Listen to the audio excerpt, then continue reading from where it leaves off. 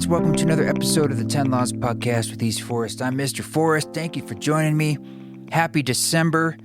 We're coming up on a solstice, and I'm going to do something special on 12/21, the solstice. And if you want to learn more, it's going to be a surprise. So you can join on the Patreon. You can join for free a lot of the tiers, and then you'll learn what that's going to be. But I'll tell you more soon. We got some other events coming up. I'm doing a live stream for Let's Cope on December 9th. I'll put the show notes there in the bottom. Of course, I'll be at Reunion. We're doing a ceremony retreat in February 4th through 10th in Costa Rica. Really amazing. That's going to be a super deep dive. We're going to do multiple ceremonies together, amongst other modalities, being on the beach. It's an amazing way to start the year. If you're feeling that call, go to eastforest.org and read a lot more about it. That's a really, really special one. I'm also going to be doing a deep house yoga sort of collaboration on January 18th in San Francisco. You can learn more about all those, again, eastforest.org. This episode this week, very, very exciting. I've never done anything like this, where I brought over my friend Deeveaux here in Boise, Idaho, and in real time, we pulled up the actual sessions from a couple of the songs from the music for the deck of the Titanic record. And we got in there quite granular about process. So I think this will be interesting, definitely for those of you who make music and want to know, like, how's this stuff made? But there's a lot in there about just like the emotion and creativity and what came up and the stumbling blocks. So there's plenty in there for all of us, I hope. But it's a kind of glimpse or behind the scenes that I haven't been able to capture yet. And I was really happy to be able to do it with Deeveaux because he's able to ask those questions, and doing it in real time allows it to flow and just ebb and go where it wants to go. So I'm excited about this. I think it's a really fun ride, and you get to hear all sorts of like the music being picked apart and put back together again. It's kind of like a Song Exploder or some of these other podcasts that go really deep into the creative process, like tape notes, and I think you are going to dig it. So thank you so much for listening. Thank you for being here. Thank you for sharing the podcast and subscribing. It's been a great year. I've sort of slowed down to every 2 weeks. Sometimes I make it 3 times a month. There's just been a lot going on. That's been a nice rhythm for me. I will continue to do conversations with people. I've got some really exciting ones queued up, and we'll continue to share meditations and some music. But if there's something you think would be interesting or you might like to hear, I'm always open to those sorts of invitations when they're positive. I don't need the negativity. But you can let us know at team@eastforest.org, or even better, just tag us on social media.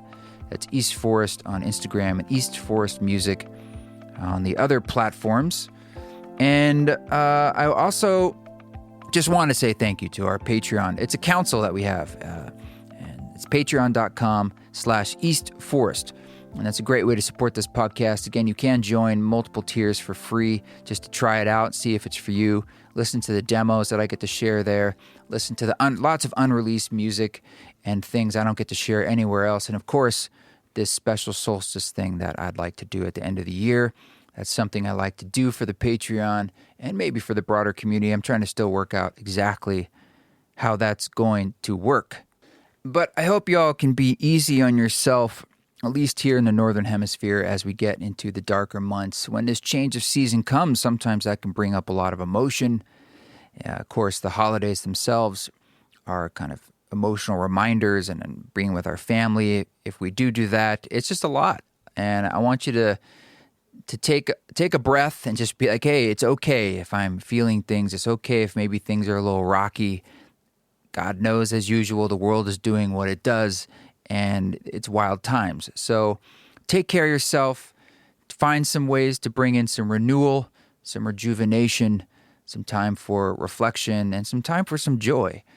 And music can be a wonderful way to do that. Or maybe take a walk, and for some of that, maybe listen to some music, drop into one of the meditations. This whole podcast is evergreen. I think there's at least 15 meditations or so in the back catalog. So just scroll back in time and see what maybe calls you, a conversation, meditation, whatever it is, and drop in.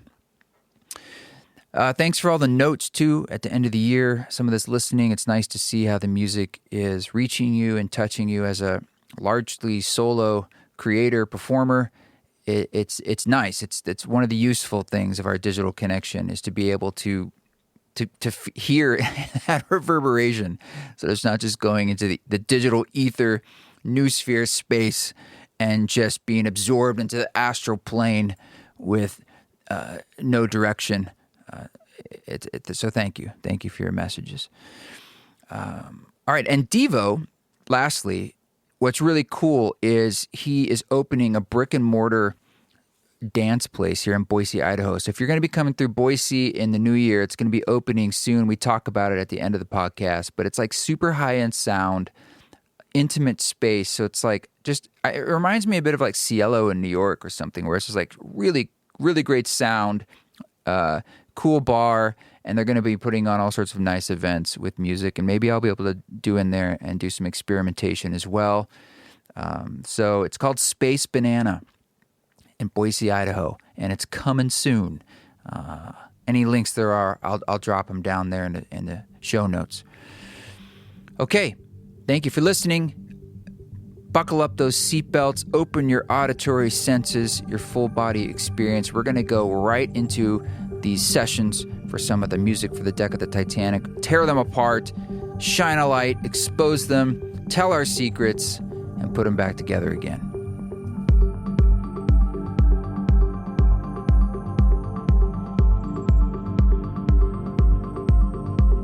Well, I appreciate you doing this. Yeah, you're welcome. So the thought Glad to is, be here. Yeah, the thought is kind of like diving into some tunes, diving into the process. Yeah. You've heard Comeback, I guess, at least once? I have. Yeah. Comeback, you introduced me to, I think, a while ago at a listening session. Oh, here, yeah, in the studio. Yeah, in the studio. Little party. Yeah. And it was several months ago, so I hadn't had time to really listen to it and sit with it and think about how it made me feel and think about all the pieces that came together to make this track. And last night I did that, and it reminded me of, well, the direction that you were going with this album, I think, is a little different from what you've done before. Yeah, well, there's 3 or 4 songs with Mary M. There's a 4th on the deluxe, and that's what started the album, I guess, and that was different because I didn't think I was writing for myself.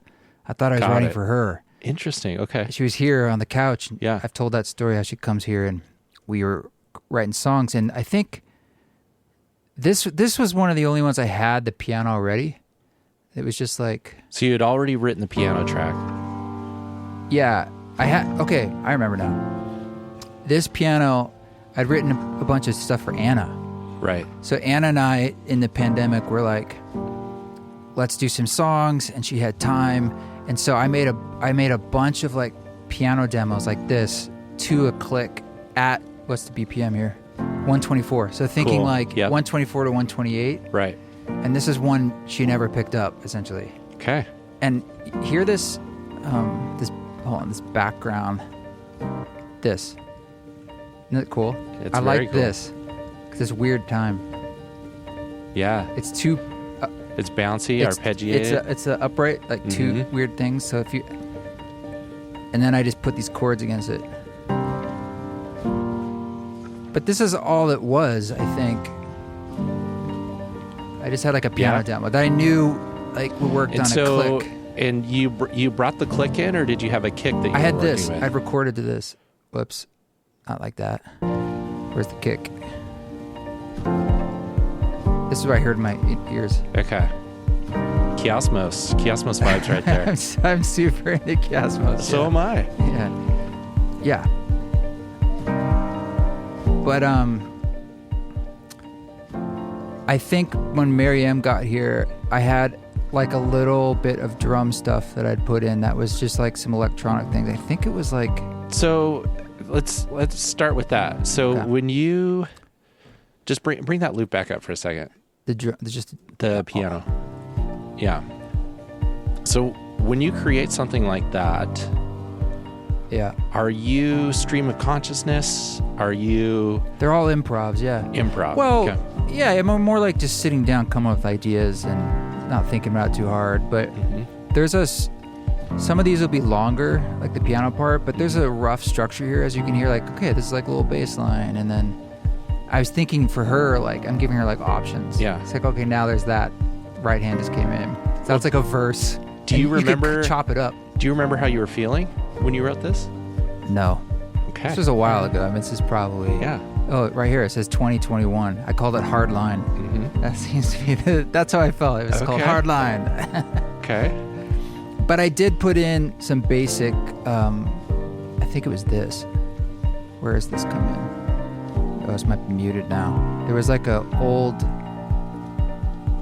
percussion thing. Oh, I have to do. No, that's the drums. Let me see. There was a kick. I do this weird stuff with the routing on the drums because there's obviously acoustic drums on top of this, and that's where things Right. got a little complicated. So I think if I mute Jen's playing, here we go. It was just this. Okay. So it had like a little like demo vibe when she showed up. It's kind of basic. And then when she did show up, what was that like? Oh, that thing. I had this little. I like The that little shaker. hi-hat. Where is that thing? This thing. Turn this off.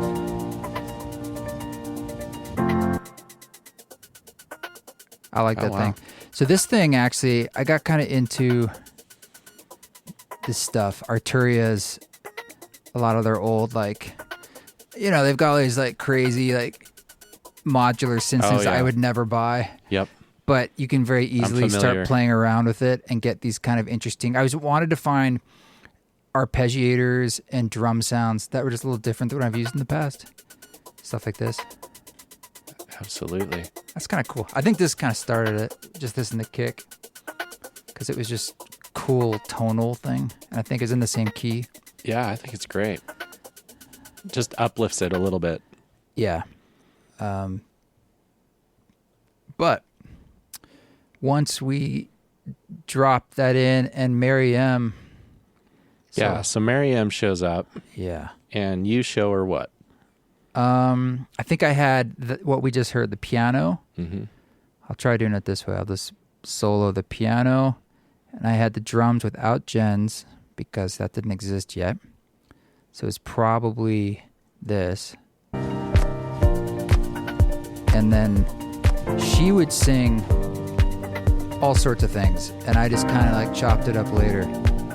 And this is actually, I think I've deleted all in this version of the session. I don't have everything she's saying, but this is like her comp, you know? And then there's a couple doubles. Got it. So this is like, So those of us not familiar with Mary M, yeah. what's her story? She's a badass singer and musician who has a voice that sounds a little bit like Adele meets Amy Winehouse. Yeah. Yeah, I get It's kind that. of got this not gravel, like, I guess like an edge like Amy Winehouse had. Yeah. But she sometimes does her vowels and it sounds like Adele to me, like, ooh. Ooh. Yeah. Yeah. You can hear She's that. Senegalese. Okay. I'm going to put this right up on you. And she was visiting Idaho? She lives in Vegas and LA. No, she wanted to Okay. collaborate, and so she just showed up in the winter. That was it. She's like, hey, Showed I'm up here. Yeah. I'm like, hey. She did well. She's like, let's just say hi on Instagram. So we're just saying hi, and like we should collaborate. And a lot of musicians, we say that a lot, and then it just doesn't really happen. Right. I've been Because there. it's nice to say, yeah, that'd be awesome. Mhm. And then doing it. Yep. Scheduling it. Yep. She just scheduled it and got a flight and got a hotel and showed up. And being willing to be in the creative space together at the same time. Yeah. Yeah. She said the only rule she wanted was that we didn't plan anything. I like it. And so this kind of cheated. I didn't plan, but I was like, just like, what do I have? You had a route. I was like, oh, I got this one demo we could play around with. So she would sing, let's see, vocal lines. Does it come through? Where is Mary M? These sessions have Vox all. Try to remember to me. Actually, I think you can hear me in her headphones. So I was singing on this mic, actually, trying to feed her ideas just in her headphones, but I ended up keeping it. That was the whole like, interesting. To me. Okay, yeah. Who we are, who we are. You hear that little distortion? Yeah. That's the Neve 1073 emulation or from the Chroma. Is that the only thing? Like, what is the chain on that? It was a UMT, a Gefell mic, UMT 70S. That's like a FET mic. That's the capsule is pretty much the same as a U47. It's a German mic, really nice mic, but no tubes or anything. And then it goes through this louder than liftoff Chroma, this 500 series. I've got a pair of them, and I like these because they basically have this little button here, and you can do Neve or API. Interesting. Okay. And so it was hitting Neve a little harder than it probably should have, but it ended up giving you that cool distortion. Yeah. Which works for her really well. And it probably was going through a little parallel compression on these 542, they're like Neve diode bridge compressors, and then I've got the tape emulation. Just give this little flavor of that. That's probably it. But it's mostly the sort of the 1073 vibe. So I wanted like a modern vocal sound for her, you know. Absolutely. And so when you do you go back and forth between digital processing and analog processing, or do you stick to certain things for your analog gear, or it's a hybrid, going through plugins, or is it a combination of all three, or is it just whatever sounds good with the audio content? I mean, my process is pretty much nice things going in, so hopefully nice mics and pre's inputting in. Okay. And not too much color, because I feel like you can always add that later, and it's baked in. Right. And then everything else is in the box when I'm mixing. And then on the way out, for like the final mix bus, I do have, this can be like mix bus gear. Mm-hmm. So it can go through the same parallel compression, tape emulation, and then I've got up here like this other stuff that just I really like. Just to glue it all together at the end. You know, I don't use a lot of compression because I don't. If you overcook that, it's in it, right? And so it's really just like setting it up for pre-mastering.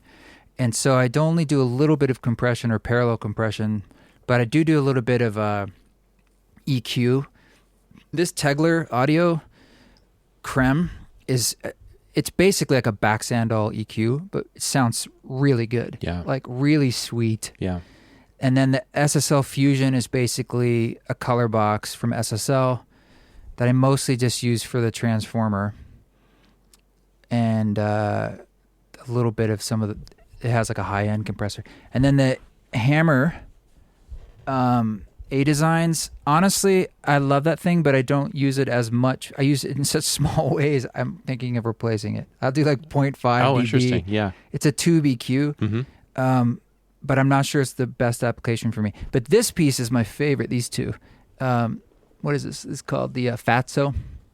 It's the Empirical Lab. So they do the distressor, which like everyone has in their studios. Yeah. And this is sort of like that. And I don't actually use the compressor on it much, but it has this sort of tape emulation where it shaves off certain high frequencies in this really musical way. Interesting. It just makes it sound smoother and more vibey. Softener. Yeah, and it has a transformer too, so now I've got two of those, and then it goes through the Burl, which is like the magic sauce converter. Okay. Yeah, that's like the thing that's probably the least interesting, but the coolest. So how many iterations of this chain that you just described did you have to go through to figure out what worked the best for you? It's sort of you're always trying stuff and tweaking stuff. I mean, that's the bottomless pit of gear, right? Yeah. Outboard gear. Yeah. But I think you go in phases. Like for a while, I thought I needed more stuff going in, and now we went through a phase of like, you know what? I don't know if it really matters, because a lot of this record, you know, I've got these fancy mics on the piano over there that I use for vocals that I had. Right. I think Josh Powell was his name. He built them in Portland. This guy I met, and they're C12 replicas, which is like one of the best mics. Beautiful tube mics, and for this record, I was doing what I thought were demos, and I was singing vocals on this SM7 that I'm talking in now. Yeah. Which is not a slouch of a mic, but it's not an expensive mic. But Michael Jackson used it on Thriller, and I knew that. I'm like, well, it's legitimate. And so I was singing demo vocals, and I ended up keeping them, and I like them. And I'm like, I just use this for the vocals. Yeah. Why change if it works? Especially it was about, actually, I was just sitting here at the desk, like, singing quietly into the microphone, and it started doing that with Mary M, just because it was here and it's plugged in. Yeah. And I wanted to sing little ideas, melodic ideas for her, and then we ended up keeping all that, and then it became this whole like calm response on all the songs we did. So did you try any other mics other than that, or were you because just then knew? it was already recorded. I was like, well, I like how it sounds. Yeah. And with her, I gave her the Gefell, which is a great mic. I didn't hook up the other ones, mostly for ease. It was like, it was just, I think I was just like, all right, let's keep things moving and not overthink this. Yep. Sometimes you put up the fanciest stuff and it's too much like pressure. Oh yeah. Like now I got to do the final or maybe you hear those little idiosyncrasies in your voice or the little things and you know, you get out of that space. This mic, the SM7, it definitely like is a little like rounder and warmer and doesn't have as much high, which I like. Yeah. I like it. If I were to recommend people to get gear that they can use for lots of things, this is definitely be on the list because like it's so versatile. Definitely. Yeah. If it's good enough for Michael Jackson, absolutely, definitely good enough for me. Yeah. Quincy Jones said yes to it. So anyway, we recorded her singing all of her dealios. There's no place to hide. Obviously, there's verb on here. Yeah. You hear that? It's gonna come back. I use the Lexicon reverbs. They're like it's gonna come back. They stopped working on later versions of this DAW Reason. So like I had to keep the sessions. So I want to keep the reverb and have the reverb. Lexicon reverbs are amazing. Yeah. So it's really just that, and then some. Looks like some Echo Boy for that delay. Oh yeah. Dirt Echo. Yeah. Sound toys. Gotta love it. And then there's a couple of her tiny reverbs in here, but some of these are for the drums and some of these are for... We always know. We always know. And that's the full thing right there. That's the final comped one. And then I'm in here somewhere. Let's see. The things I was singing to her. Let's find another section where it's both of us. To me, it's gonna come back. I know it's gonna come back. To me. So this right here is that back and forth that you were talking about. This is you seating her. Yeah, but then we started jamming. We were like, oh, this is kind of cool. And then you're like, okay. And she was encouraging me. I remember I was thinking, again, I was recording songs for her release or something. Yeah. And she's like, why don't you sing more? I'm like, I don't know. She's like, sounds good. You should sing more. So I was like, okay. She's not wrong. Well, she gave me confidence. But you hear that delay? Yeah. Let me find that because I really like that. I was going for it's pretty heavy-handed. It's where is it? That's Mary M. This is me. I'm not somewhere around here. I've got that wacky. Oh, here it is. Oh, it's actually a stock one. I just wanted it to be that kind of short.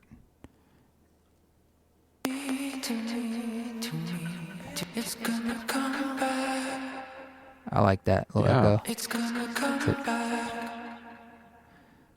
It's gonna come back. I gotta. It's hard to sometimes to find things. I'm not the most organized in these sessions. None of us are. I hear some people are. I hear that's like a thing. Well, I haven't met them yet. Oh, I guess. Oh, okay. It's the echo. It is the echo boy doing that, I think. Yeah, it's this dirt echo. I'm definitely a preset guy, and then I just tweak it up. Yeah, that's cool echo. Yep. I like that. That to me, I also hadn't done a lot of things like that with vocals in my music. We're kind of just get a little more experimental with some of the effects. Yeah, there's a little more vocal processing on this particular track than what I've heard from you in the past, and it really came together in a pleasing way. Thanks. And especially with hearing you talk about how you were almost doing a call and response with her, right? During the session. And, all of them were like, it's like a little kirtan. Yeah, totally. But then, you adding these echoes sort of amplifies that too, because you get a little back and forth effect on the energy that you're putting into it, and that kind of glues together really nicely. Yeah, that's a good point. So we recorded the vocals, and then basically I had these 4 songs that she and I had done. And I had other piano demos, and I didn't think these things would ever come together. I was thinking there's such different, vibes. Mm-hmm. But for better or worse, a lot of my studio records have had different vibes, but I was really trying to think, maybe they're separate releases. And then I met Jens Karras, who lives down 2 blocks away. I know Jens. Yeah. You introduced me to him. Yeah. Yeah. And he had moved. Phenomenal drummer, and had just moved here from LA, but grew up in Idaho, pro drummer, amazing singer-songwriter in his own right. And a really cool person. And it was one of those things like, okay, would you like to come over? Could we just try? I have this idea of maybe putting drums on something like this, for instance, I knew. Because before I thought Anna would be doing it and it'd be all electronic. Right. But now I was like, well, what if it was a drum kit? And I've always wanted to record drums better. So we set it up here. And I wanted to use all these mics and things. I think I had 10 mics on it, and we recorded for a day. And I really struggled to get a sound that I liked, like mixing after that. It was hard. I had to work with Steve-O a little bit. What was the struggle? I just had in my head, I wanted this sound that was very much like Mojo, but they sound like drums, like really good recorded drums, but they still have some vintage groove and Mojo to it. Yeah. And I just was struggling to get it there. Drums are very difficult to record, right? I can't believe that you did it in this room. Yeah, and that was something I just really wanted to do. And I think as a personal challenge, part of it's like you buy some shit and you're like, got to use this. Yeah. I don't want to just pay someone else's studio. Yep. The investment motivation. Yeah. Let me see if I can pull up the drums. Anyway, I only ended up using like mostly the overheads, which are those super nice C12s, and the kick. Okay. Because those sounded so good. Yeah. Just the overheads. I was like, wow. Well, that makes sense. Let me pull it up. It's starting to make sense as to why those drums sound the way they do. Yeah. I gotta unmute all these things. I mean, we should pull them up on a different song too, because this is not, I wouldn't say the craziest drum part, but it's kind of disco. Yeah. But, so, overheads. This is just the overheads. Okay, and then maybe I used a couple mics, and let's see. And here's the kick. I think with the overheads. Got it. And then there's, of course, a little tom, a little snare in there. Mm-hmm. And then he had this mic he told me about called the Bone mic, which was just like a dynamic vocal mic pointed, kind of like looking at the kit, pointed a little bit above the kick and at the snare. Okay. Just gives a little bite. I think it was T-Bone Burnett. I just compressed the shit out of it, and that's the Bone mic. Wow. So in this one, that's actually... Was that his mic that he brought in, or was that... It's his mic now. I gave it to him, but it was just some vocal mic. It's a Telefunken. What do they call those things? Their vocal mic. I can't forget. I used to use it a lot. I have a little obsession with live vocal mics. Got it. That and hats and coats.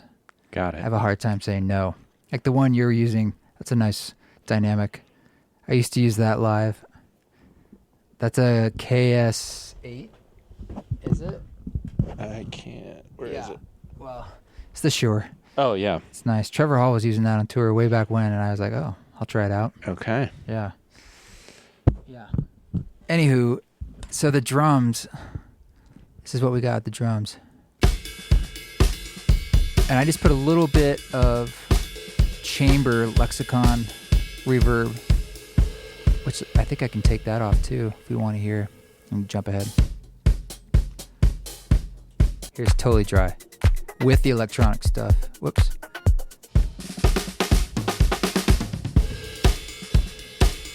Is that the electronic kick in there too? That's just the live drums. Okay. So if you want to hear all the drums, it's this.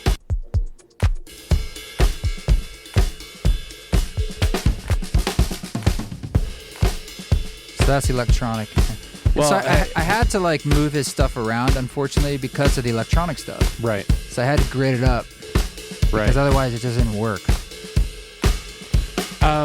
Let me hear the two kicks. I mean, being an electronic guy, he was not into that. I live in the kick world. I didn't do this very well. I'm really fascinated by.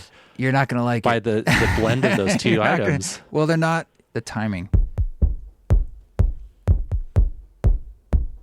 There it is. Oh wait, is there another one? No, that's kick bus. Yeah. You know, I don't know. I mean, I do like it, and I think you can hear them both. Yeah, yeah, but I think that's why I do like it. I can understand why Jens wouldn't like it. He didn't say he didn't like it. Okay. I just could read in his face. He's like, "Is there another kick in there?" Yeah, and that's all. Right. He's like, "It's like, what's going on? All right, why would your that song. happen?" I was like, "Well, it was in there before, and it kind of has this kind of electronic vibe to it." But I mean, I'm always drawn to adding more weight to kick drums because that is the world that I live in, and to know that that's there, it's. Yeah, and there's a clap on top of the snare sometimes. Yeah. And there's this other hi-hat thing, this. Wait, I don't know, I can't hear it. But I'm so into ride cymbals like that. Yeah, right? yeah. And I love how that ride sounds with those C12 mics going through sounds like incredible. the tape stuff. Yeah. Just sounds like a drum kit. It absolutely with does. a little bit of vintage feel. But boy, dude, I used all sorts of things on here. Like I've got on the overheads, I use this refinement tool. Steve-O hooked me up with this. Sort of like sometimes if there's like a harshness you're trying to pull out, I use that. And then I use these phase plugins, auto align, to work on probably bad mic placement that I had to get things in phase. Yeah. And of course, the FabFilter Q3 is like on everything, the EQ. And then this is like multi-band compression. Looks like I pulled up some highs, pulled up some lows, pulled down some mids. Mm-hmm. That's just the overheads. And then the kick, some of this FabFilter proceeds like parallel compressor, give it a little fatness. So can we hear the drum bus dry without any effects on it? Just gents? Yeah. Or electronic too. And then, can we A/B that? I'd like to hear the difference between... Oh, no effects. Yeah. Yeah, you'll have to give me a second. Between just the raw recorded like material. no EQ? Yeah. Oh, boy. Yeah. This is like wearing no makeup, man. It is, but I think it demonstrates how much work it really takes to elevate the material that you get. Okay, so here's... Because it's not as... This is... easy as just hit and record and wait, maybe I'll just... good. You want the reverb off too then. Mute that. Here we go. Hold on a second.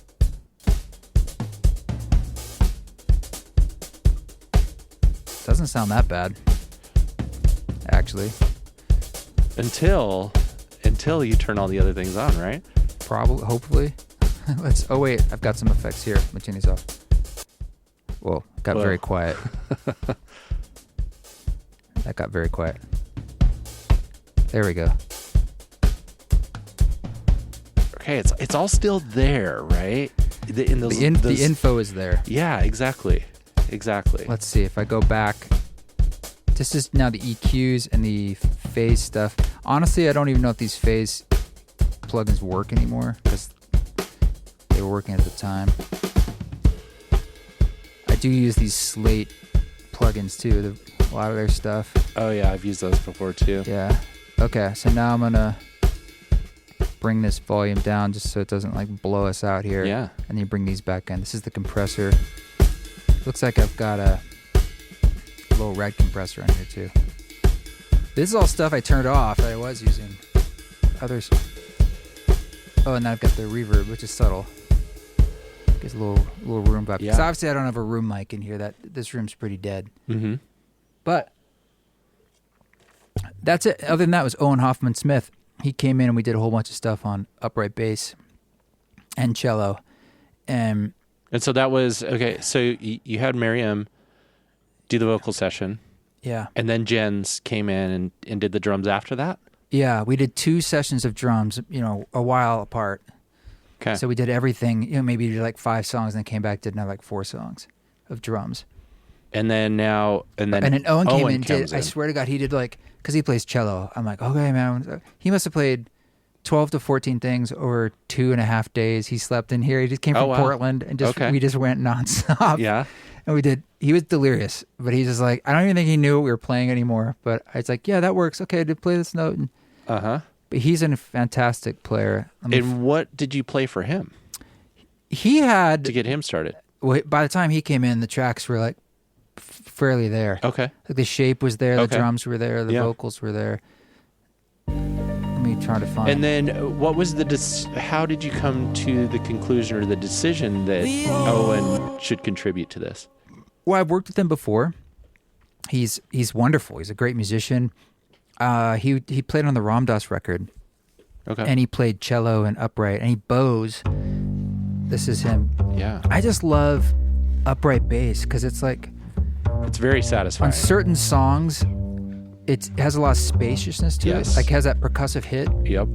And then it still has tone, but it's not the same as like electric. And you can hear quite a bit of compression on it. So look at this. That's the stressor. That's only 15% here. And then I've got a little EQ. And then I've got this cool thing called the Parallel Aggressor by Baby Audio. If I turn this thing off, I've got a double lock on it too, giving it a little dirt. It's very satisfying. If I turn it off, listen to that. It gets way clean. And this was on the C12 tube mics. So it sounds tubey. Let me turn it up. So that's the clean tone. There's a little reverb on there, but not much. And then I put on the Mojo. Let me jump ahead so we can hear him. Doesn't sound like you EQ'd that one very much at all. That sounds pretty... Look there, I took out... It's just the mud. Yeah. But there's a lot of resonance here in the 60, and that's competing with the kick. Yeah. You had to duck that.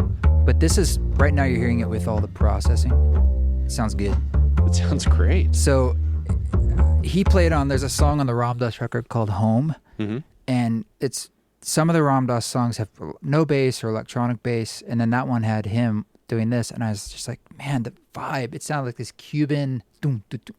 It just makes that bounce with the percussive hit. So I was like, just wanted to dig into like, it started to take shape that the record was essentially upright bass, drum kit, and piano, and then some vocals. Yeah. It was very simple and very like, and I was getting into that. I was like, okay, what if that's what more songs were? But that's it, man. I mean, aside from that... Was that something, that arrangement that you just described, was that something that you had thought about before? Or just kind of... I had wanted to do something with drums. I mean, the real goal was to do like kind of prog rocky, almost Sigur Rós, and I still want to do that live. But this is more like it happened in a side door. Because I was doing these Mary M songs, but I didn't even think those maybe would have drums. I didn't know. That was sort of an open canvas. And then when things like this came up, and it's more meeting Jens. He was just down the street. It's more like it happened to me. Right. And so I was like, all right, well, here's the drummer. Let's do it. Mm-hmm. And I like making records that way. Like, It's like how it actually naturally unfolds. Miriam showed up, the drummer you meet down the street, and then there's more things like that happened, as opposed to a big plan. Yeah. Yeah. Wow. So the only other things in here are a synth, and that's it. And the synth too is another one of these let's weird. hear that. What are they called? Sometimes they don't. It's cool. Where is it? It's another one of these Arturia, the Matrix 12 V2. Yeah, there you go. I mean, what a cool sound. It's a great sound. I love that. And then there's this other one that comes in at the end. It's like a strings pad thing. Or it's somewhere. Yeah, I hear that. Just uplifts that a little bit. I don't know why it's not playing. There we go. There it is. It's like M82 to me. Yeah, absolutely. See, I really like Or M83. M83, sorry. No, M82, dude. Yeah, the precursor. It was before they were M83. You don't know? No, this sound. It just says like anthemic, kind of outro. Yep. That hits me in the good spots because, I love M83. Here's everything. But this is still like without the processing that happened with the mix, the gear. Yeah.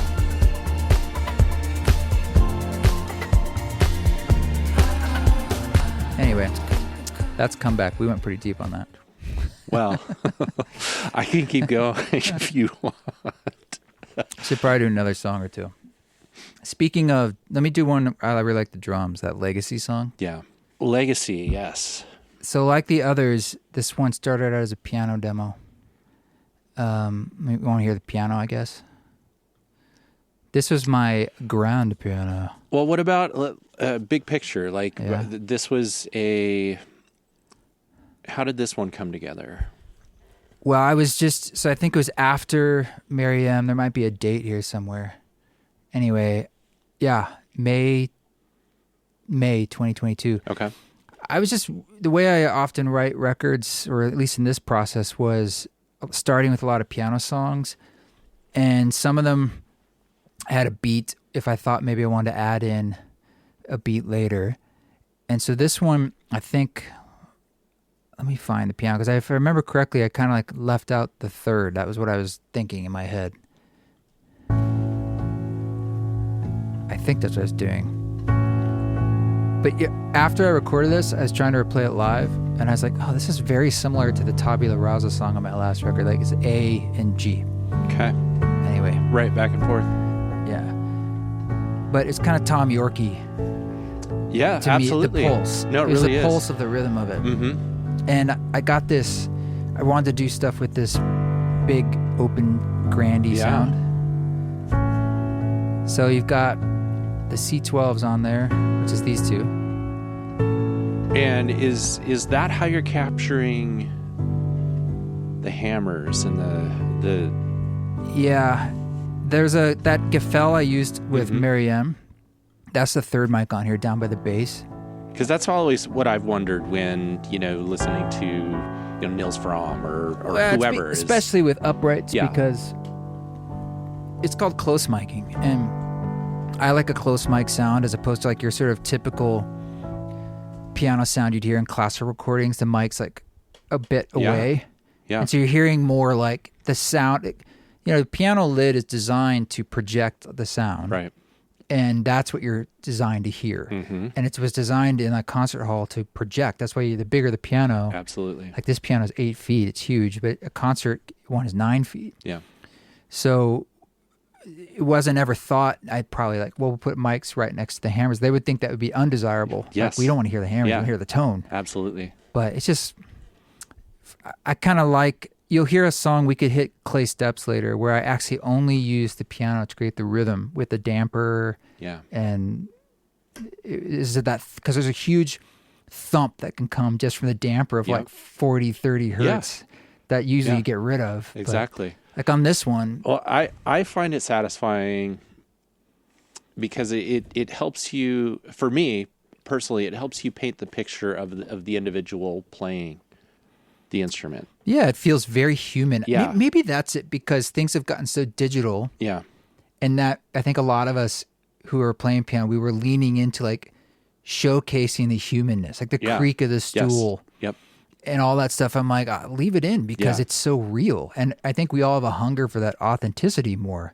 We definitely do. And then just putting that human in your mind, in the playing space, in your listening space is so much more satisfying than just hearing the pure sounds. It might be like a reaction to a very digital world. Yeah. Like we're like, I want things that seem not perfect. Yes. In a sense. Absolutely. Or they almost, that's more perfect. Absolutely. More authentic anyway. Let me pull up the piano with no effects, maybe. Just like the 3 mics. And we can, it probably will sound kind of, okay, that's auto align, the phase stuff again. And then I've got the Gefell mic. Okay, so yeah, it's mostly just this.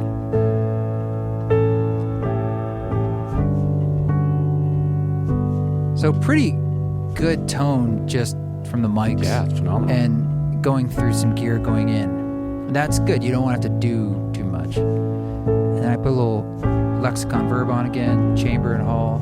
There it is, subtle. And then I turn on the effects, look like EQ. Almost always have to pull out this like 600, 300 range. It gets real muddy. All pianos for me when you close mic them. Yeah. Of course, Soothe is like the best plugin in the world. I'm gonna turn it on. Okay. So we just lost a lot of that muddiness. And then I've got a little distortion on there with the distressor and some EQ. So this is all the song was. But I was thinking in my head a structure, which I usually do. I can't help it. It's just like, okay, there's a verse and a chorus. So pull that, it's a very simple sound, right, to your ear, and it's a very simple melody that you're playing here, but the way you're capturing it, complex, and then the number of adjustments that you're making to it is also kind of an art form in itself. I'm definitely a bit of a piano nut. I mean, I have the most experience EQing and getting pianos how I want them, and never being that satisfied. But this one, I like the tone. Yeah. And sometimes it's hit or miss. You're like, I don't know why that sounded better that day, how the mics were. And so tell me about your use of plugins just a little bit on this. Because there's, it sounds simple to the ear, but people may not know that you have all like this huge stack of plugins. I mean, I'm counting it's like EQ. Yeah, it is, but it's a thing, and it's a thing you have to know how to use, and it's a thing you have to know how to use very with intent and then with technical ability. And that's just the trial and error, right, of 20 some years. Exactly. There's some denoising going on because I actually there was a little too much of that. Sometimes with tube mics, they get noisier. I guess what I'm getting at is a lot of these details are lost on the average listener, and they may not, they definitely don't understand what it takes to get such. Well, that's the magic of recording music, right? It's like it's a cumulative effect of lots of small things. Yeah, absolutely. Like everything usually doing a little bit, and you do a lot of them, and they're additive. Where, especially today, if you're just listening on your phone, you're probably not going to be able to hear it as much. But you put it on it's almost like an Easter egg effect when you do hear some of these songs in full fidelity. Oh, absolutely. On a nice system, nice headphones or nice speakers. And all of a sudden you're like, wow, there's so much more information in there that I couldn't hear. Yes. It kind of ruins you. When we've been in here, you and I listening to let's put on songs we like, and we listen on these Barefoots, the monitors. Yeah. You hear things in the songs you have not heard before. Absolutely. You're like, I've never heard that instrument in the background. Yep. Whereas you're like, but obviously the artist chose to put it in there. And so you're kind of getting to hear, their full intention. Absolutely. It's not an accident that something's in there. No. Or some cool reverb you couldn't hear before. You're like, wow, listen to that delay. Yeah.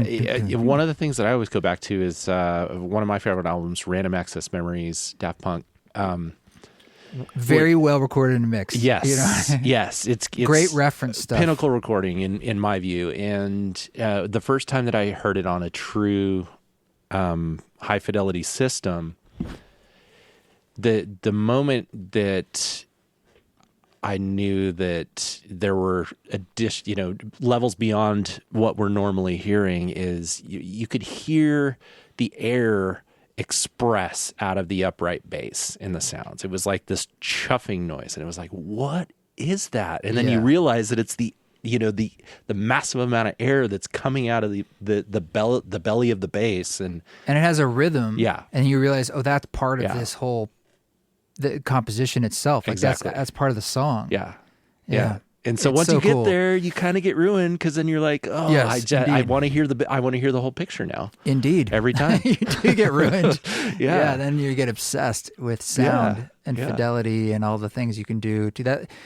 A lot of times getting up to like, I don't know, 80, 85% is not super hard once you realize what that takes. It's that last 15. Yes. Even the last 5, 10. Yes. You maybe never get the last 5. No. I don't know if I ever have. No. It's always like, you're always like, almost. But it's so satisfying. It can be. It's so satisfying. That's like where there. these converters are. This like you're like, oh, I don't know why, but that sounds like better. Yeah. You know. Yeah. And it's things I maybe never paid attention to. Your ears actually, they train. You start to actually hear things you literally didn't hear before. Someone might point out something, and you're like, oh, now I can hear that. Oh yeah, absolutely. And now you can't unhear it in other things. Absolutely. Very familiar with that when it comes to audio tuning and room tuning and, getting ready for events and all of that sort of thing.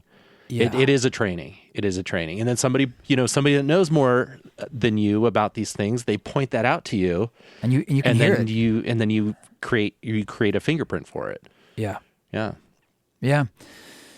So this one was piano, and I think, oh gosh, this is going to be pretty revealing. So I found, like, a lot of times when I'm trying to come up with a melody or a lyric, I'll just like loop the piano part and just sit here on the mic and like make up stuff looking for a line. Yeah. And I think so I found the recording of just that back when this was called Saturn. That was let's see. I've got to turn this off.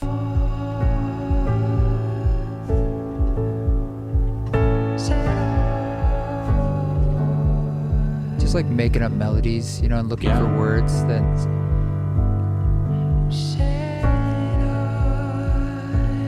Are you typically by yourself when you do that? Definitely. Do you ever have anybody in your space when you're... Rarely. Okay. I mean, like when Mary Ann was here, that was rare. Yeah. Because you sometimes need to just like do this for like 2 hours. Yeah. And someone else will go mad. Right. Yeah. Right. Or you think you sound ridiculous, and sometimes you have to probably sound do. ridiculous. And Yeah, so you can actually hear like that. Those lines ended up becoming melodic things in this song.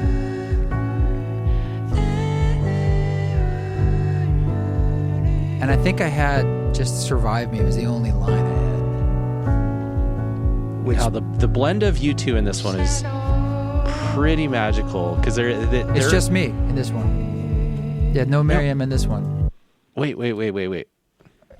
I forgive you. It's just like... No. Yes, this one's just me singing background and lead, and Jens and Owen playing drums and bass and piano. This one's fairly straightforward. No, there was something that you just played that was so close, though. I know. Well, I'm singing like a lady. I get that a lot. People are like, so it's 2 women or is 1 woman in this? I'm like, well, it's me too. Well, which one's you? And I'm like, same guy, same gal. But what's wrong with that? Nothing. Well, here, I'll show you. Here's the vocals. I'll just play the vocals for you. Vocal stems, vocal mix, background vocals. So it's a blend of different...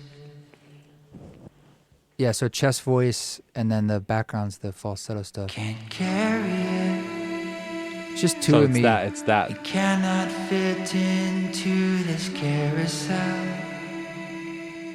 That line's a reference to like when you load a plane and you can't fit it in the carousel. I'm like, you can't take it with you. Save and store it all. Hide the key.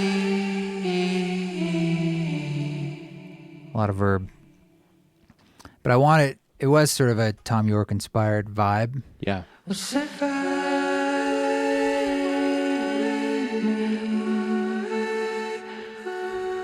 Survive. So that sounded like a second person right there. Yeah. That's cool. It's a cool little section. That's incredible. That right there. That note. And that's from the little demo, that little line. Yeah, so I had it. So I think it was just vocals. I'm and acknowledging piano. that kind of blows me away because you sound like two different people, Well, and that's awesome. I have the masculine and the feminine, for better or worse. Well, there you go. So this one was on the list of like wanting to try drums, and usually what we do. Let's see if I can pull it up. So it had the kick, right? You Yeah. heard before the pulse, and this is just all toms, right? Very like Yep. Fleetwood Mac or something. Yeah. So he'll like try a bunch of different ideas, and I'll have to be like, "Oh, that one. Let's go that direction." Okay, and we're gonna add some ride or Yeah. What drew me to this one is what a cool sound. Oh, it's incredible. The drums are literally dancing around in my head, and they're spiraling around, and the sound feels like it's coming from different areas. It sounds like drums in a room versus just It sounds drum like drums, noises. right? Yeah, and that's what I want. This is a good example of like sounds like drums, sounds like a great player, but it has a little mojo to it. Yeah. It has a little grit. It's like, especially when he goes to the ride. Here, I'll just skip ahead. Check this out. I love the ride. Oh, that tone of the ride. It's a master right there. Same C12 mics, tube. I mean, you can hear it. It just sounds like a little bit of distortion against those tubes. The subtlety of the strike. Yeah, light touch. Yep. I think the mic you're talking through is the floor tom mic. Okay. Very satisfying though. I can just listen to these drums. Like, check it out. If I do the drums and Owen's bass, talk about satisfying. It'd almost be a cool way to do this song. Where is his bass? Piano, vocal, bass. I should probably turn it up for this. There we go.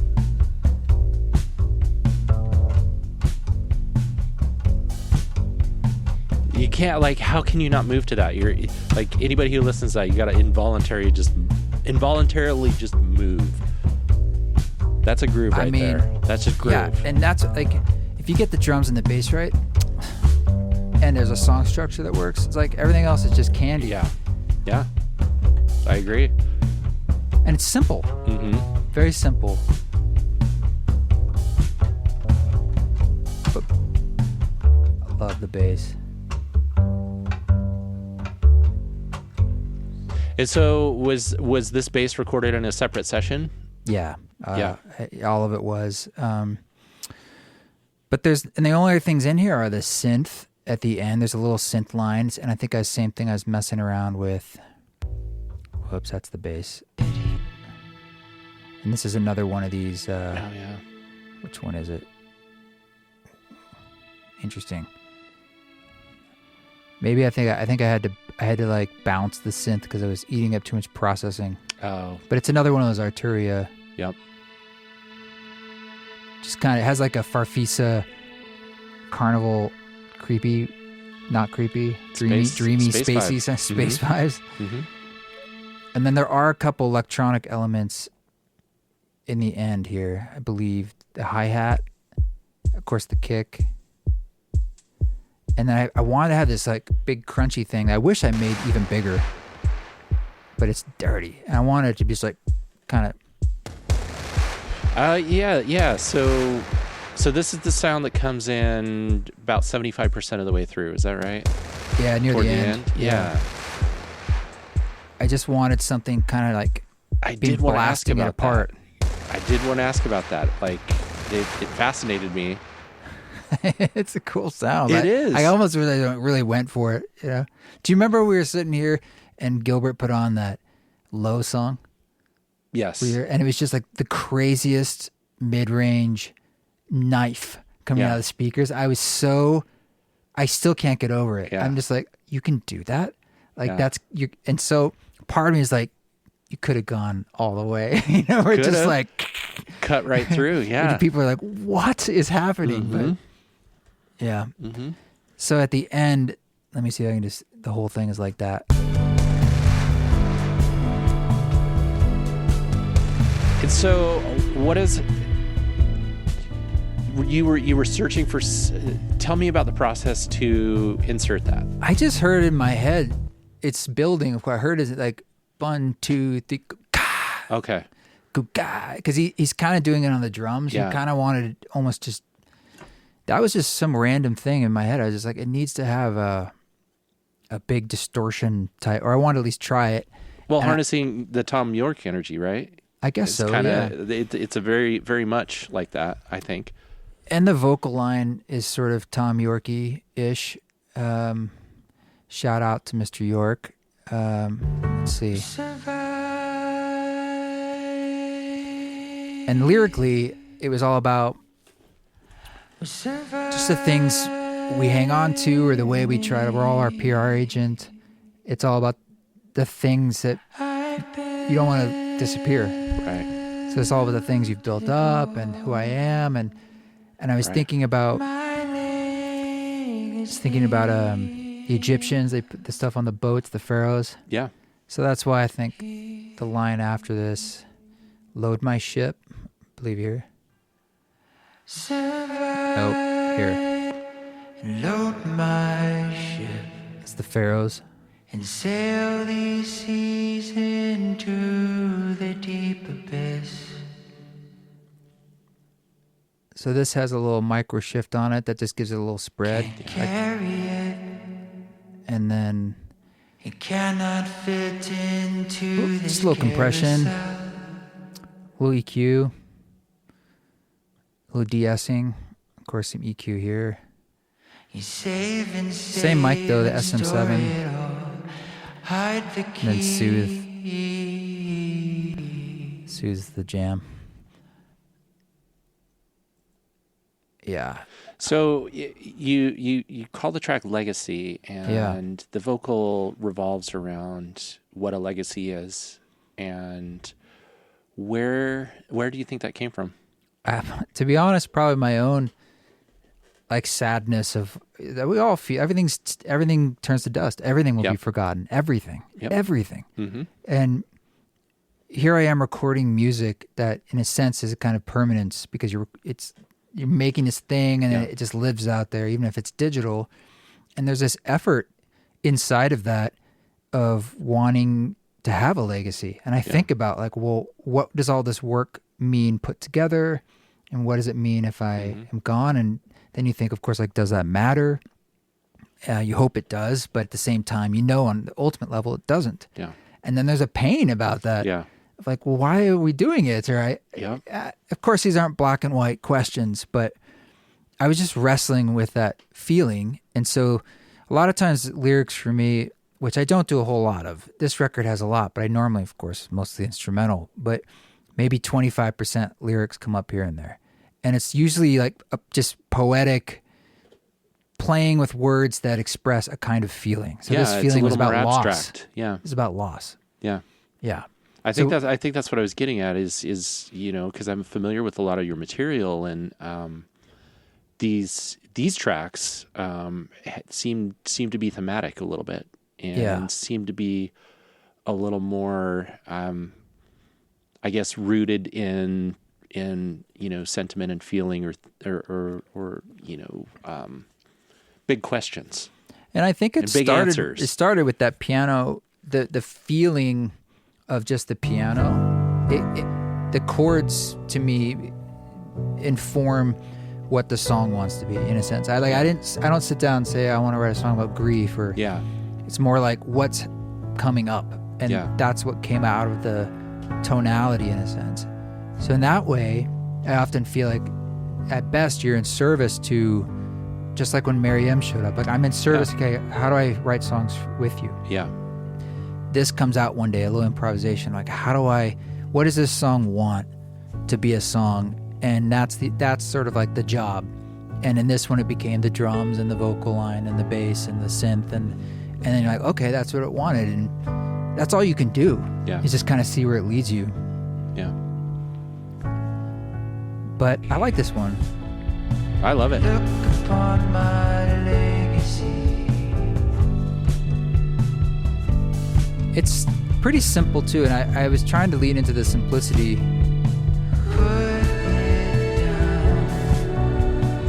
On like all the songs, is because sometimes it's harder to do less. It's easy to keep adding layers and adding more and more and more. And I was like, what if it can live with just like those basic elements? Like right here, bass, drum, vocals, piano. That's enough, and then one little synth line here and there. The real space is taken up by the character and the quality of the recording and the subtlety of the instruments, and you add more, you lose that, and it's I don't know, it really comes together beautifully. This is another one of those that had that electronic kick, so I had to grid it again to fit this with this. That's the only reason. Can you A-B that, like, just bring the electronic kick out for a second and bring it back in? I think there's other stuff too. There's this stuff, a little hi-hat that comes in just a tiny bit here at the end, hi-hat. It's a little offbeat. But these differences that we're talking about are extremely subtle. They're subtle, but like, but they're very impactful. Look what this hi-hat's doing. It just bounces around the pan man. I think what a lot of people miss, though, is that these subtleties, when you add them all up, they really make quite an impact on the overall. Here's your hi-hat love, man. Yeah, listen to the panning. Oh, there it is. See, it just dances around. It creates space. It's got a nice little verb on it. Mm-hmm. Yeah, and that's a nice little piece of candy just here at the outro. Yeah. I love a little outro candy. Mm-hmm. Love it. Yeah. We can move on. That's Legacy. Legacy. I want to pull up the Clay Steps one because we were talking about like piano and creating. Yeah. So sometimes you get bored and I was thinking like, all right, I want to try. I got inspired by John Hopkins to try more like sound design stuff. Yeah. And so I thought like, okay, I'm just going to use the piano. Again, I was just starting with a piano song, but I felt like I'd run out of some options. So I was like, I want to make a pad by putting my foot on the sustain pedal, so that way that's what makes like the tone continue. Yeah. And then sing into the spruce soundboard, the wood, and try to like, and then get the echo in there, and then just take the echo and layer a bunch of those and make a pad. Okay. And play on top of that. So I sang a bunch of, lines. So that's like the echo. There's one block of it, and then here's another one. There's all of them. It's a lot of noise because it's the tube mics, but I like the noise. It's great. It sounded cool texture. Yeah. So this was just a pad that I made first.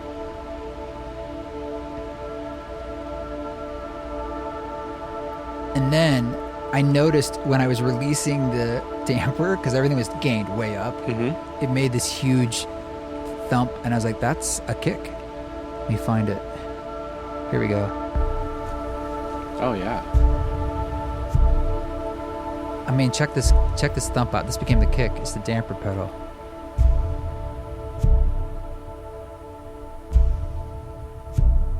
Such a cool sound. It is a very cool sound. It's just the felt hitting the strings. That's magic. And I think, wait, let's see what's on it. I bet I boosted the bass, of course, some compression, and pulled out some mud. Yeah. But look at that frequency. So we're looking at a frequency graph, and it's like mostly there's 58 is where it peaks, which is where the magic is. 60 hertz is your kick drum. Yep. So, boom. It's a cool sound. It's a really cool sound. Yeah. And so you know, you would not have tried searching for something like that. No, and this is a lot of times where that sound, like that vocal pad and that thump, now is informing the entire song. It's like what wants to be on top of that. Oh, that sounds kind of eerie and ethereal. Build on that? I'm going to turn this towards you. Yep. Yeah, How could we build on that? Yeah. So I had this vibraphone that you're sitting next to that I found on Craigslist. I've been wanting a vibraphone for like 10 years, and I had one of those Craigslist alerts. Yep. And we're in Boise, Idaho. There aren't a lot of like vibraphones and things that pop up. I've never seen anything like it. And it popped up, and I did one of those moves where I was like, it's on my phone, or you get the alert, and I called the guy, and I said, can I come over now? And he's like, well, yeah, sure, I guess so. And I show up, and it's in his garage, and he says, well, I've had 4 other people since you called, but you were first. Wow. Okay. And as I'm playing it, his wife came out and said things like, are you sure you want to sell this, Bob? Mm-hmm. This is your baby. He's like, yeah. I was like, go away. Like, he wants to sell it. He wants it gone. It's a He's already made the decision. 1974 like Musser, like the real deal. I had to fix the motor, but its tone is amazing. It so is. I started recording. Yeah, the first time you played it lines. for me, I was very satisfied and completely blown away. I mean, hold on. How crunchy is that? You can hear the fluttering, the motor turning Yeah. the vibraphone, which I like. It's just more texture and noise. similar to capturing the hammers. Totally.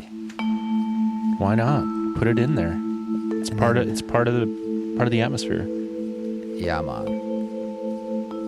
Not a lot of processing going on. It's just a little EQ. That's it, and verb.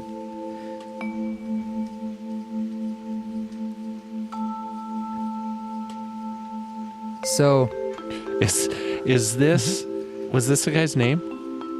David Friedman? no, that's like whoever makes those mallets, I guess. Well, that I was going to say that would have been cool. That would have been cool. Puts his name on his mallets in like Yeah. professional ink. Mm-hmm. So this one was, I put a piano line on this on top of that.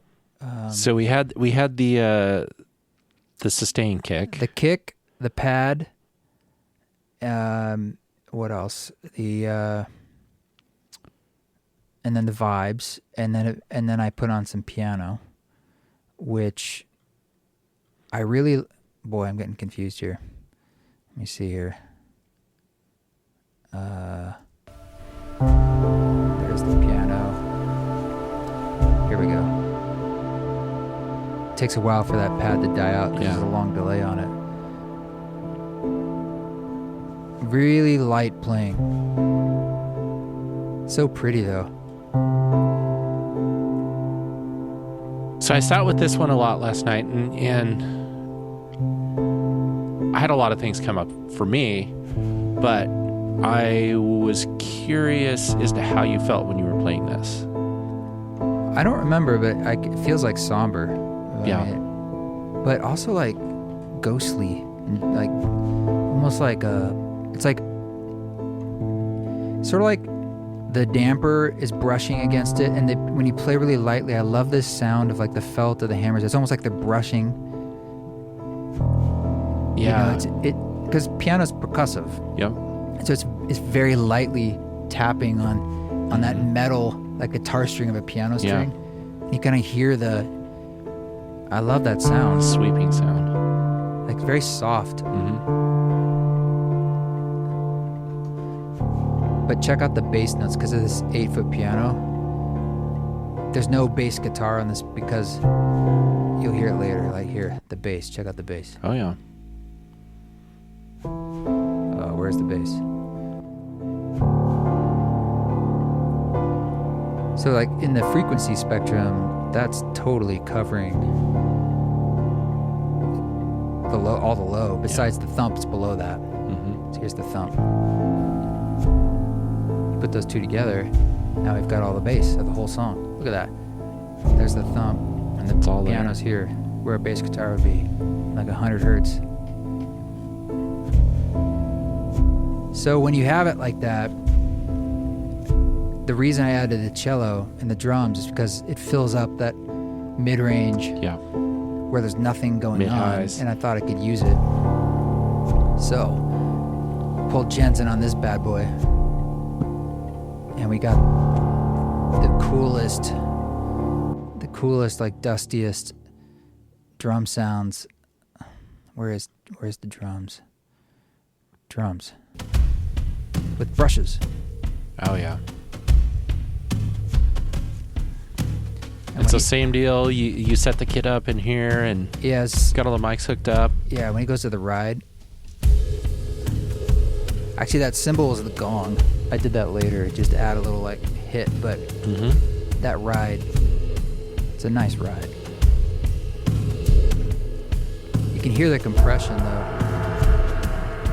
That's the gong again. Let's see, drums. Added some more distortion, double lock.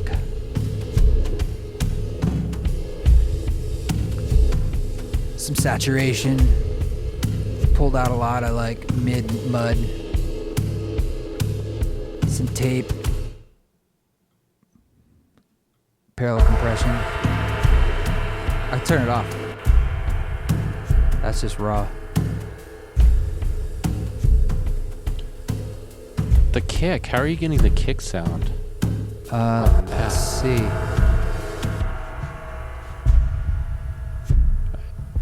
Oh, again, it's just the...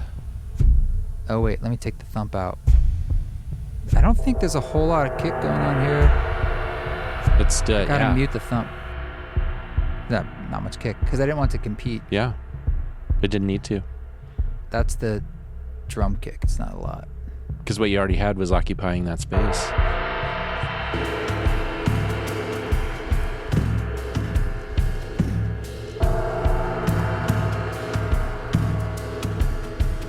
Yeah. So Owen on this one, instead of playing bass, he played cello. And I think, if I remember correctly, he was pretty darn tired. And I was just like, just make up a bunch of different lines and I'll deal with it later. And so he started doing some weird things that ended up being way cool. I was like, what? I've never heard. See, where's the cello? Maybe it's... Well, we'll find out. Here it is.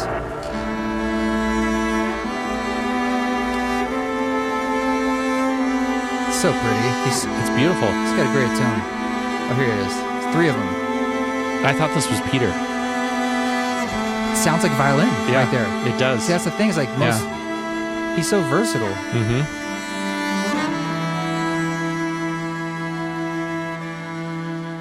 Yeah, and this... the first time I heard it, I was like, oh, there's Peter. And this didn't exist. It really kind of made this song, because it's this melodic line that gave it shape. Yeah. And then the drums was in the second half, and then it just really... The whole song went from being sort of like this ambient piece to more of like a song with sections. Yeah. Movements. Yeah, that's all Owen playing cello. That high stuff, it sounds like violin. It really does.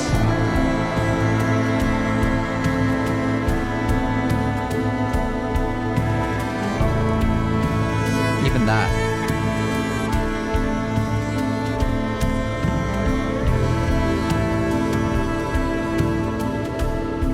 I like the gong. Where's the gong here?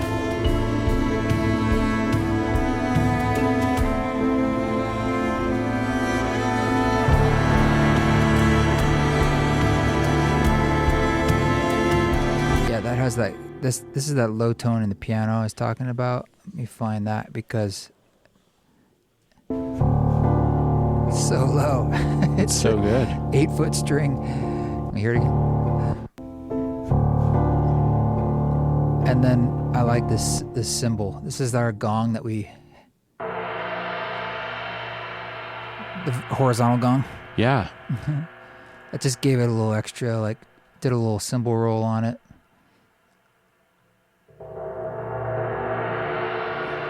Gives it that boom. Absolutely. And when I was first listening to this, I had the title of the album in mind as well, and so I was curious as to.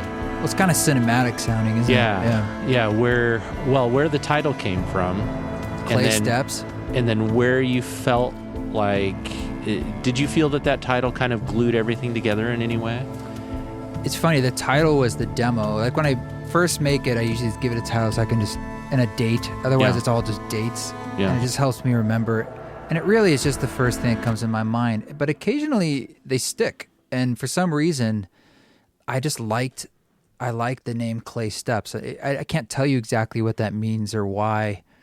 Maybe there's something earthy about it, something old about it, and something about like walking, sort of like this slog progression, natural. I don't know. Again, it's just poetry that didn't have any particular meaning, and I hung on to it with this one. Yeah, in my own listening experience, I felt that this was acknowledging the difficulties and this, just the eternal struggle, right? And in what we all go through. And Clay Steps for me represented, we've got to keep stepping up those dirty old steps. Yeah, of humanity. But I hear you. But the way that it encapsulates that, at least in the music, it's done really beautifully. So maybe some acknowledgement for the beauty in those dark times, in those dark moments, in those struggles, and I found that to be very moving. Oh, thanks, man. I definitely am often trying to strike a balance in between things, like in between happy and sad, or in between dark and light, and that I love that middle ground of like, you can kind of take it different directions. Yeah. It's not totally defined. It might lean in a direction, but it's not saying, okay, this is sad or this is not sad. Absolutely. It's sort of like ethereal and like, well, it's liminal in that way. Like exactly. We don't know where it goes. Well, that's how some of my favorite artists write. Yeah, I love that. I always like chords too. Sometimes leaving it undefined as to what it is, more modal. And there, it kind of slogs on. It just kind of carries on in this way, and you feel the weight of those feelings, and you feel the how hard it is to climb up these clay steps. And then there's this moment. Maybe you can show us where it's at, but there's this moment in there where there's like this uplifting.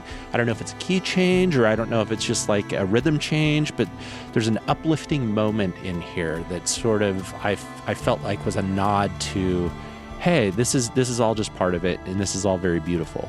Maybe I like this moment. Hear the vibes. You think it's sort of ending here, or it's like the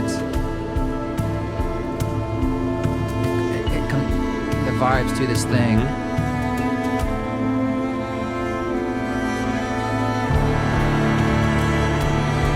It's after this.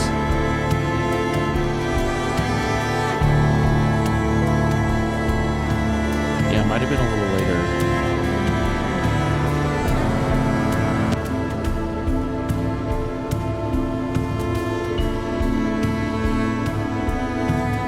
I don't know. Even just here, before all that comes in, before it's just the pad and a little of the piano, and the drop of everything coming in is a bit surprising. Yeah, I think. It is. But in the context of the record, the drums glue the whole record together. Yeah. Because even on the song with Anna, we put drums on that too, acoustic drums, and I think largely it was to kind of glue it to the rest of the record. That's by far and away my favorite track of anything that you've ever put together is the one with Anna. The one on because this of record? My background, of course. Yeah. I thought we should probably do that one, but the only reason I didn't is because, like, honestly, most of the melodic elements are hers, so we could talk about her. But I don't really know what her thought process was. I mixed it, but you know, lots of cool synths in there. Exactly. But then I really just added vocals, but that she and I did, I don't know, 4 or 5 tracks, and one we released on her record, one on my record, one we released on its own, and there's one orphan out there that I would like to. We wanted to do a whole record together. Was the intention. Well, you still can. We still can. She's a very busy lady. Well, let's get her to Boise. I know. I've been trying.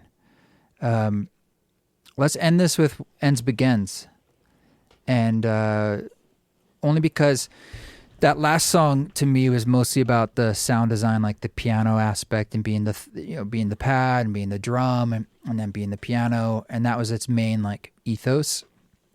And Ends Begins, I was also in that mindset of being experimental sound design wise, and I remember. Did you play this live at Esalen? I think maybe. Yeah, I did recently. I remember you playing this live. I couldn't remember where it was, but I just started playing it live for the first time. But this was one that Miriam and I did in person. It was like a ballad, and when she left, I took this simple piano on the upright, and put a massive reverb on it.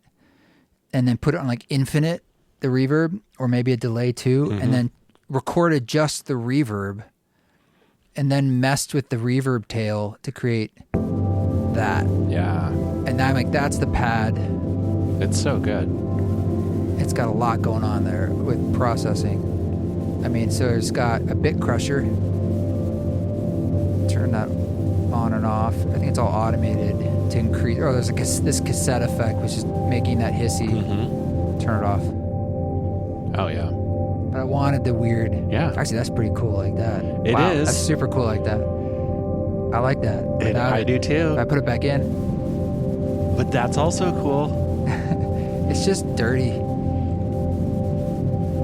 And I probably pulled a lot of the mids and lows out. Yeah. So that was But that's something, I mean, you can just listen to that. Oh my God, this is an ambient. This could be an ambient piece, easy. Yeah.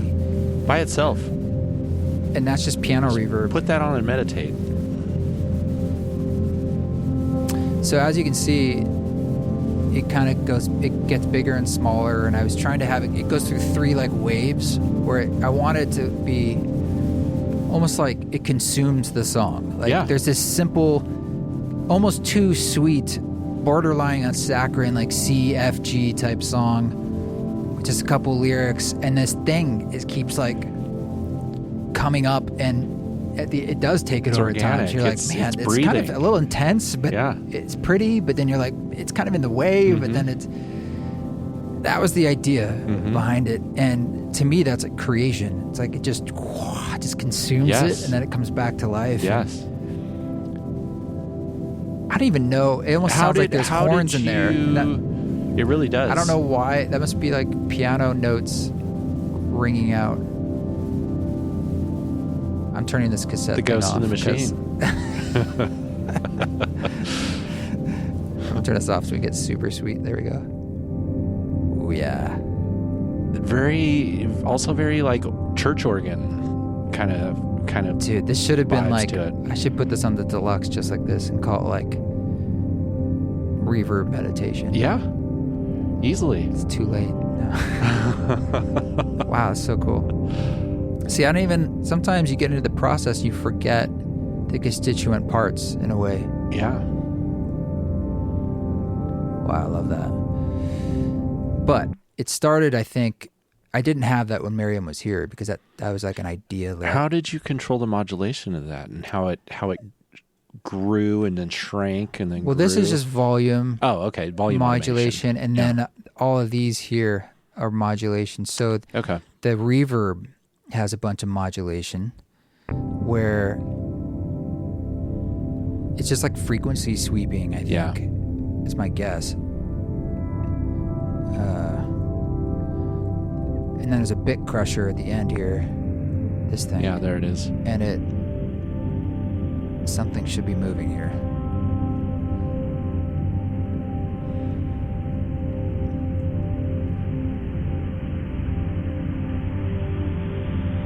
This is a really basic plugin. KHS, BitCrush. Effective. Oh, is the dither moving? Interesting. Basically, a lot of automation. Yeah. And I bet some other things are automated. But I had one of these Arturia Labs, another one of these crazy. Did you automate it before you put the rest of the elements in there, or you had it kind of Afterwards. in there after? Okay. Because it started with just this. And what is that? This is a synth. This thing. Because I really enjoy that. Isn't it cool? Yeah. Well, me too. Gosh, I mean, what is this? Hold on, why is it not huge showing M83 fan. This is like hitting all of my... I just thought it was the coolest sound. And I was like, oh, I want to play on top of It that. really is. See if we can... There's a button here where I can see more of what the hell. This is just like...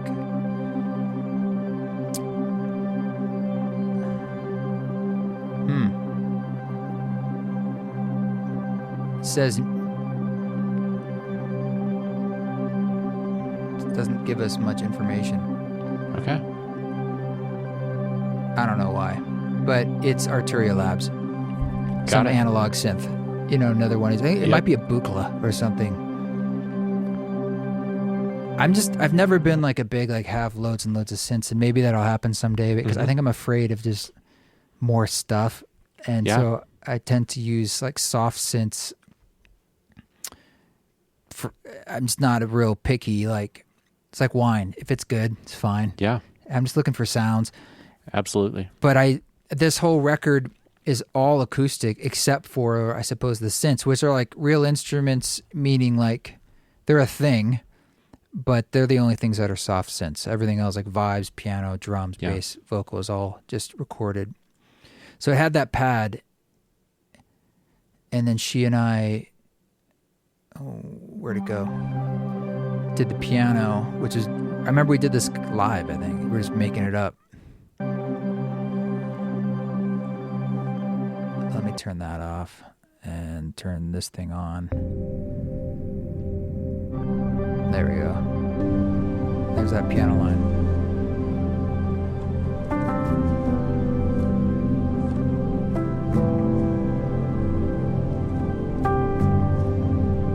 Very simple. And then was singing little lines over it.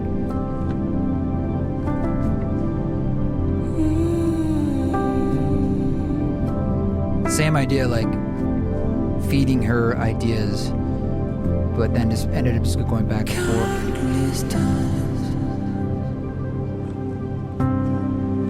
I mean, if you take out the pad, how many days was she here? I think 3. Maybe 2. It was like a track a day. Two tracks a day. 2 tracks but like maybe the first day was like half a day, and then 1 full day, and then half a day, or something like that. I think. Yeah, if it's just vocal piano, I mean, talk about spacious. Yeah. The moment that comes in, it's so satisfying. Her voice is so good. Mm-hmm.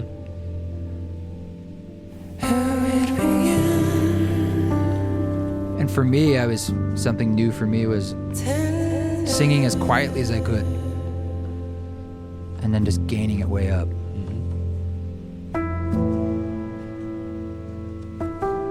But there's other little things like little glockenspiel, little vibes.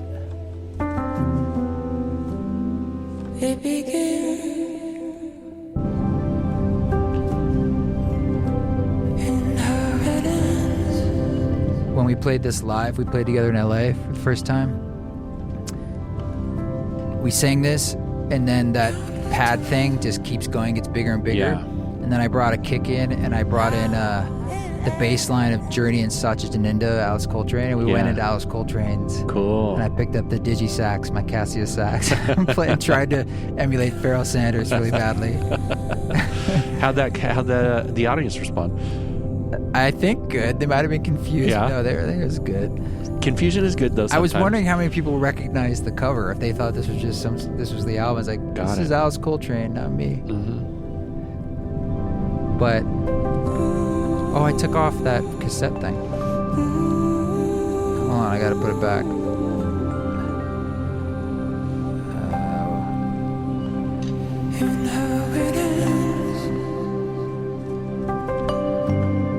Hear the vibes?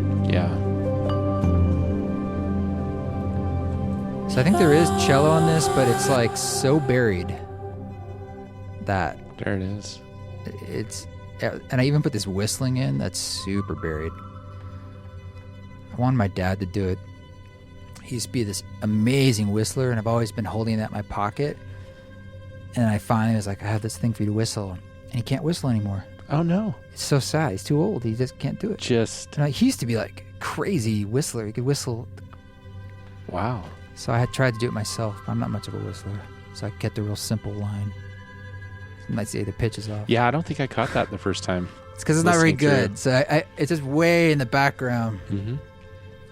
There's even a glockenspiel that Mary M.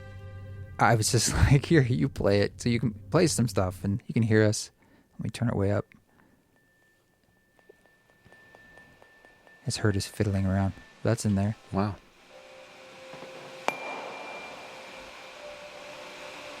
I do remember hearing those. I think you can hear us talking at some point. This looks like talking.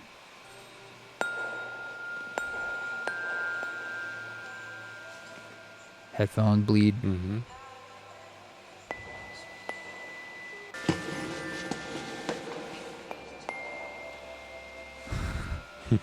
Yeah. Just little things that add atmosphere. Absolutely. You know? Yeah. But mostly I was just bringing this up because that was a little John Hopkins inspiration. You know, starting with that reverb tail. Yeah. We're not starting, but that became like that's the bulk of it. It's a very satisfying way to end the album as well. Yeah. Right now it's the end of the documentary too, and I never planned it like that, but it just works. Yeah.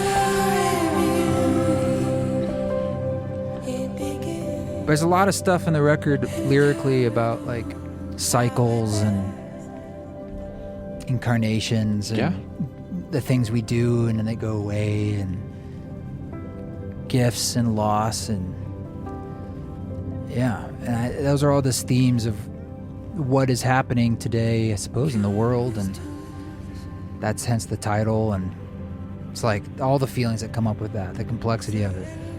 And well, ends begins. Ends begins. Yeah. In repetition. And how close those things are to each other. Yeah. And an ending is a beginning, right. A beginning is an ending. Right. A circle. Right. And this is it's a very, I think, compelling reminder to remind yourself of that when that does happen, when those ends do come around, and when they do maybe take you to a place that's uncomfortable or challenging, then this is the reminder. It's you've got a new thing coming up. You've got a new way to look at it. You've got a new direction to go. And that's fucking awesome. Feels like a good way to end. Yeah, I think so.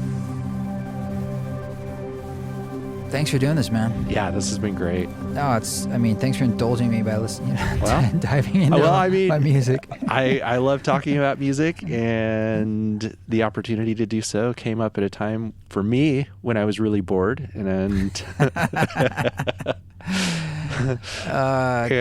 cool. I'm pretty open to things right now. So, at the beginning of this, I'll totally talk more about Space Banana for people, but maybe before we go, you can tell us a bit about it. Space Banana. So Space Banana is a new micro club that is opening up here in downtown Boise February 14th. What is a micro club? A micro club is like a regular club, only smaller. You don't say. But they are they're gaining popularity in a lot of larger cities, and for very good reasons. And New York has several that are popping up. LA has some that are doing pretty well. And the concept is, smaller is better. Smaller is more intimate. Smaller, you don't necessarily need to have 1,000 people there to have a great experience. And sometimes those more intimate experiences can be, it's not always better, but sometimes they are. I like smaller. Yeah. I'm definitely into intimacy. You're going to have great sound though. Yes. And you're kind of in charge of a lot of the sound and music. Yes, absolutely. So our business partners have allowed me the opportunity to select whatever high-end, high-fidelity sound system that we wanted in the club, and we went with a company called HSD Sound Systems, and they are just outside of Boston, and they hand make and manufacture all of their cabinets in-house and tune them, and they create their own amps. So it's like this very cool do-it-yourself, build it up company that has been. They used to be known as Hennessy, and then they changed to HSD Audio Systems. Yeah. Okay. And so a lot of people are familiar with Hennessy, and so HSD is this new effort into that. And our speakers are actually getting custom built right now. They're gonna be custom painted. So when's the club open? February 14th, Valentine's 2024. Day. Depending on when you're listening to this. That'll be cool. Valentine's Day. Yeah. Nice. It's a full range audio system. Downtown Boise, Idaho. No club, no room in the state has anything that is going to sound like this. Sick. We're taking such great care in tuning the room. We're going to have sound treatment everywhere. Their engineers fly in and they help us figure out how to set them up. Speaking my language here. Yeah. It's going to be a pretty special place, and we are going to have a lot of really good artists come through. We will host as many events there as we can that will, be amplified, for lack of a better term, through this incredible audio system. Sweet. So. Sweet. Well, Space Banana.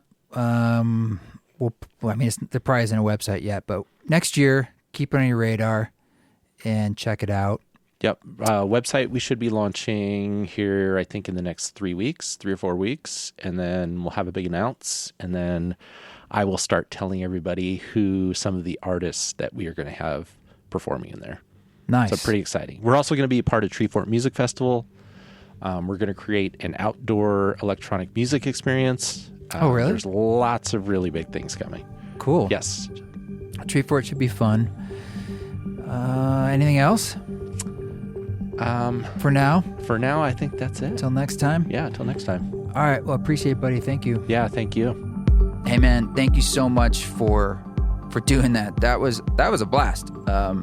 It's fun to be in there in real time, and I always like doing podcasts with somebody else. So thank you, Deevoux, for coming on. He does lots of great music himself. Check him out. Check out Space Banana when it opens. I believe they're going to be doing an event at Treefort, which is in the third week of March. Treefort's like this awesome music festival in Boise, Idaho, downtown, and lots of different little venues. You just walk around. It's my favorite festival of the year. Treefort Music Fest. Peep it out.